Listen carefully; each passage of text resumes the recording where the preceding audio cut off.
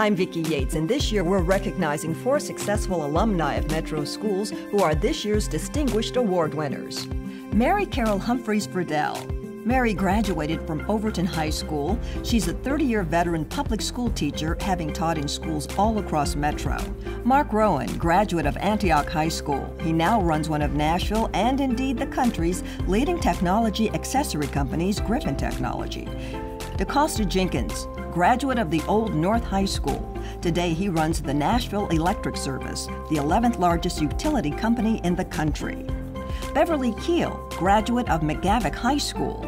Currently chair of Middle Tennessee State University's award-winning Department of Recording Industry, this after a distinguished career as a journalist and music industry executive.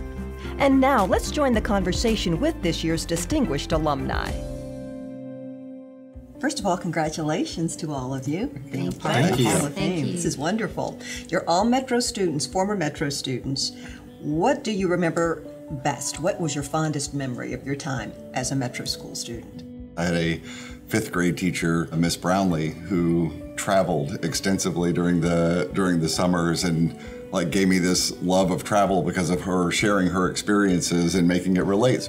I had a 4th grade teacher, Miss McCormick. She loved math, and she made everybody else love math. And I think that's the type of thing that you find in public school that you may not find anywhere else. I became a teacher, and I had such good role models from high school, from elementary school. And it was always kind of like, oh, well, I want to be like them. I want to be a great teacher so I can help others and influence them as they had with me. Well, I went to McGavock High School, which I believe at the time was the biggest in the state. And so I felt that it exposed me to the real world. And I saw people from all walks of life, but under the roof of McGavock, we were all the same. We were all students. It didn't matter about your economic status. And I think it made you feel important so that you knew you had to work hard, but you could succeed. What are some of the challenges facing Nashville schools, in your opinion, today? The number one thing that we can keep in mind when we want to know how to make our schools better is make sure we're supporting the educators, whether they're teaching in a traditional school or a charter school or anywhere. It's hard work. And to the extent that we from the private community can come together and offer resources and offer our time and recognize how hard that job is and make sure they're supported. Teaching was the hardest job I've ever had. For anything to be successful, you've got to form a village. And the village begins with the family and the student and the teacher. And also, teachers today face children who have so many needs.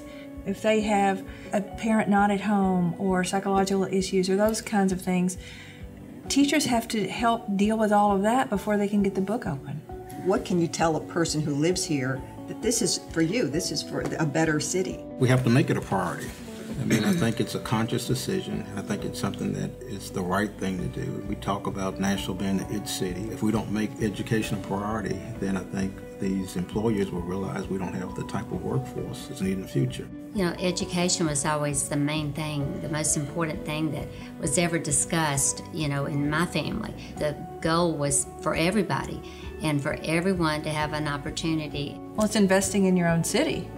Therefore, you're improving the worth of everything around you. You're improving the quality of living. You're improving the wages. You're improving property values. But I think just everyday people don't understand the importance of it, and they think, why should I have to pay taxes when I don't have a kid in schools? But it's like, well, but that one day that kid will be filling your prescription. Don't you want them to be able to read? You understand, after you've been through it, that education is the great equalizer. And I think if we're going to invest in infrastructure, I think it's more important to invest in people's lives. And I think that's where it starts.